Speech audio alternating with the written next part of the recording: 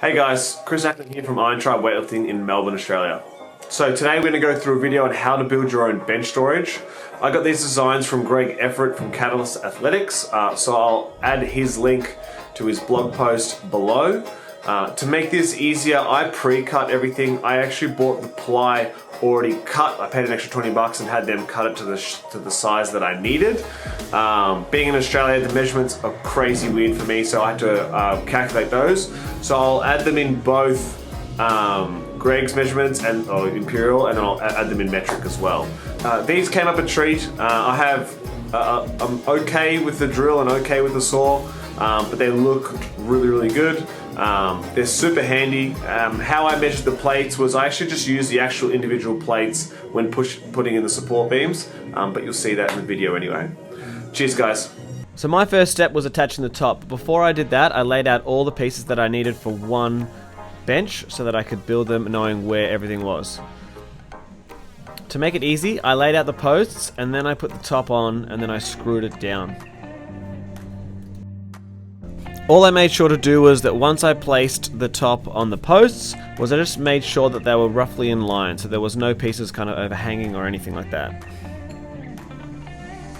The screws that I used were around 25 to 30 millimeters, so just a little bit thicker than the actual board, and I just placed one screw in each corner initially, and then I went around and put a second screw in.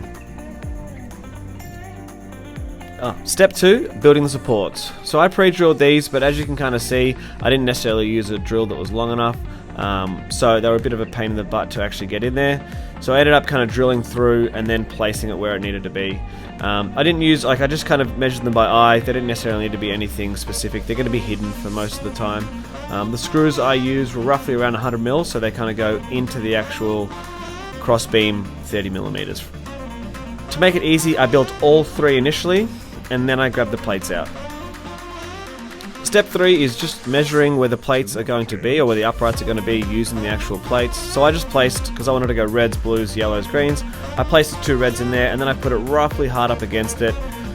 I measured it, with my trusty eye. I used a screw just to make sure I needed to go in, how far I needed to go in before drilling down. And then I just put in how many plates I wanted. So I used a pair of reds, a pair of blues, 2 pairs of yellows, and that's all I was going to use. And then from there I flipped it over for the next step.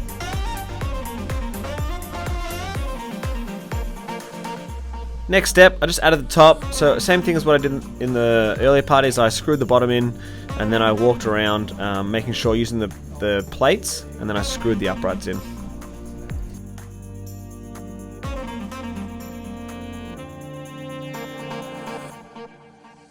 Step 5, it's time to build the actual seat. So all I did was just made sure I had enough of a coverage to be able to staple it down.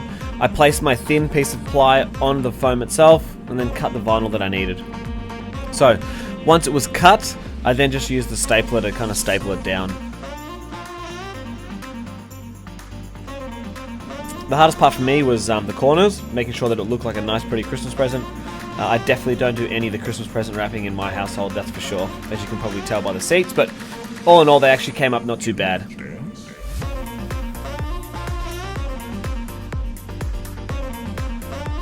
Step 6, I just basically screwed from underneath just to hold the seat on so that it doesn't slip or slide around when people are resting. And the final step, just making these bad boys look nice and sexy, giving them a bit of a paint. Awesome guys, that's it for me. If you like this video, please comment below, like, subscribe, share, all that good stuff. Thank you very much.